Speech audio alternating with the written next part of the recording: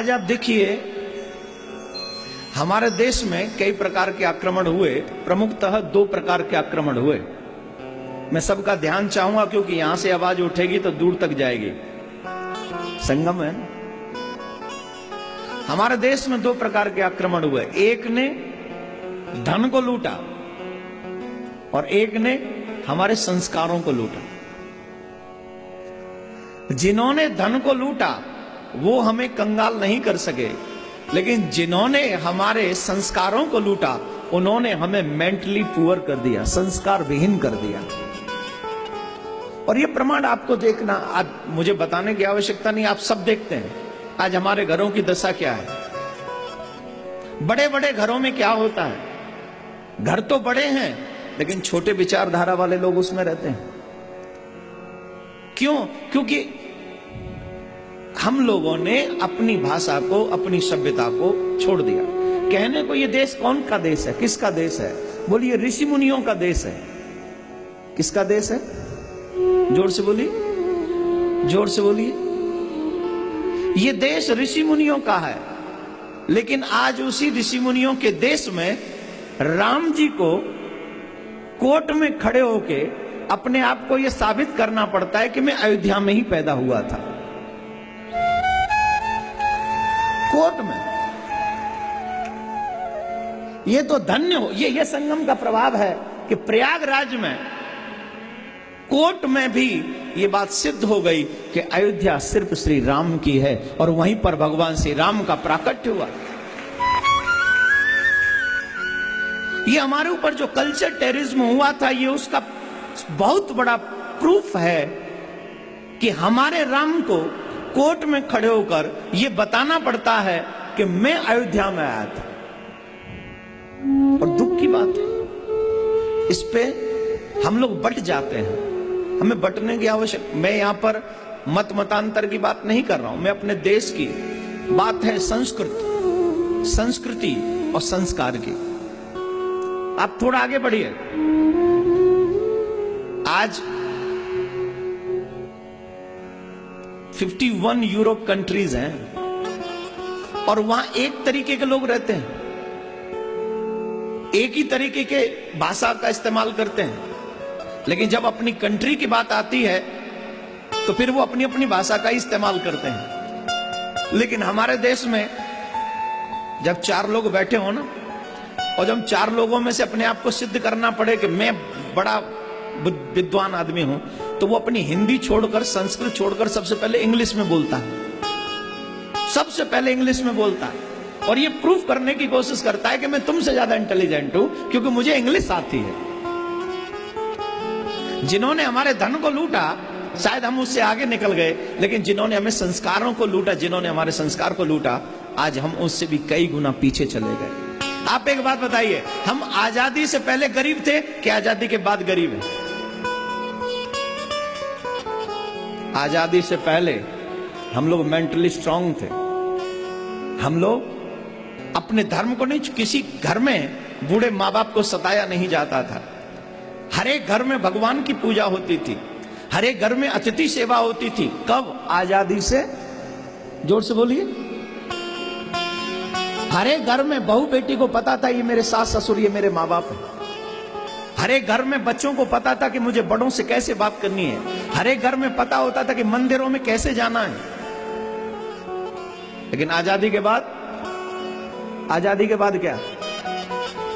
हमारे न्यायमूर्ति जी यहां बैठे हैं, हमारे राज्यपाल महोदय बैठे हैं, और भी काफी विद्वान बैठे हैं। आप सब लोग दिल पे हाथ रख के जवाब दीजिए, क्या लिविंग रिलेशनशिप कानून भारत के लिए उचित कानून है? जवाब दीजिए आप।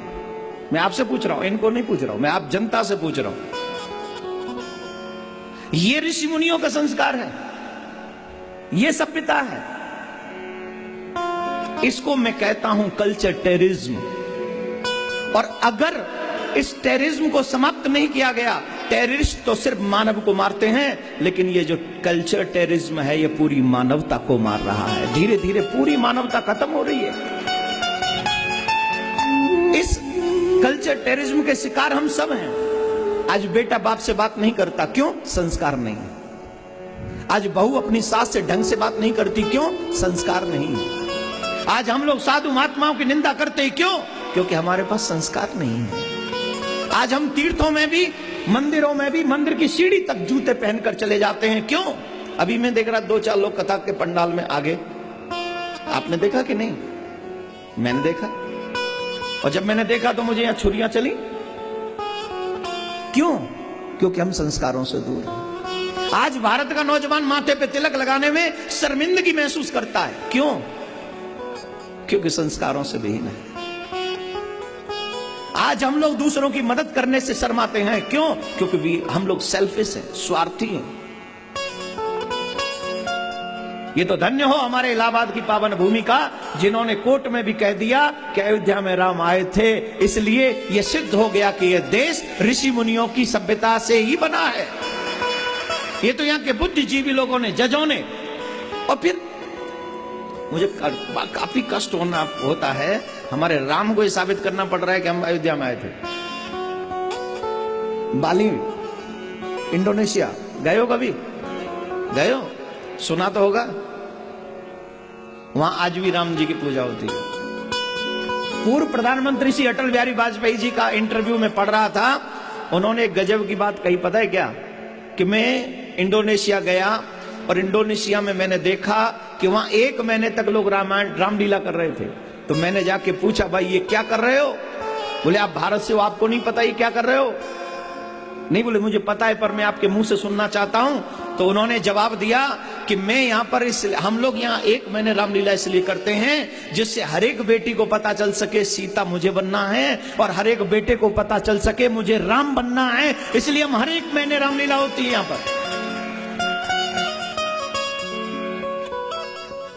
और आजादी के बाद ऐसी छुरियां चली हमारे ऊपर कि हम लोग अमेरिकन बनने दौड़ पड़े, हम लोग यूरोपियन बनने दौड़ पड़े, और हमारी भारतीयता कहीं गायब हो गई। इसलिए ये 7 दिन की भागवत, इसके माध्यम से कहीं ना कहीं अपनी भारतीयता को, अपनी सभ्यता को, अपने संस्कारों को, अपने संस्कृति को हम लोग बचाने की कोशिश करेंगे। और इन्हीं के माध्यम से कुछ न कुछ चर्चा हम लोग कथा के माध्यम से करते रहेंगे। यहाँ पर काफी नौजवान आए हुए हैं। कौन कौन नौजवान हैं?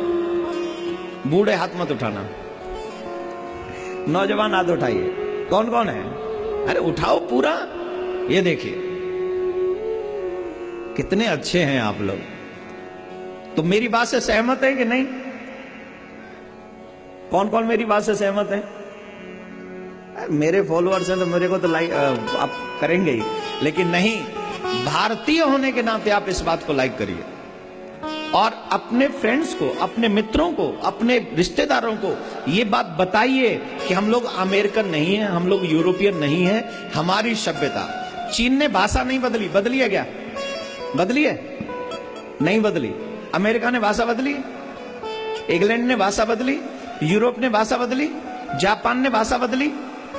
पर भारत को 3 नाम लेने की क्या जरूरत थी? भारत, हिंदुस्तान, इंडिया। क्या जरूरत है हमको 3 नाम पुकारने की? हम लोग भारत थे, भारत हैं और भारत ही रहें। यही हमारी सभ्यता है, यही हमारा संस्कार है और यही हमारी सबसे बड़ी उपलब्धि है। हमें इंडियन बनने की जरूरत नहीं, हम भारतीय बने रहे अच्छा है। हर एक कंट्री में एक एक ही नाम है और हमारे जहां चले जाए वैसा ही बदल लेते हैं, गलत है।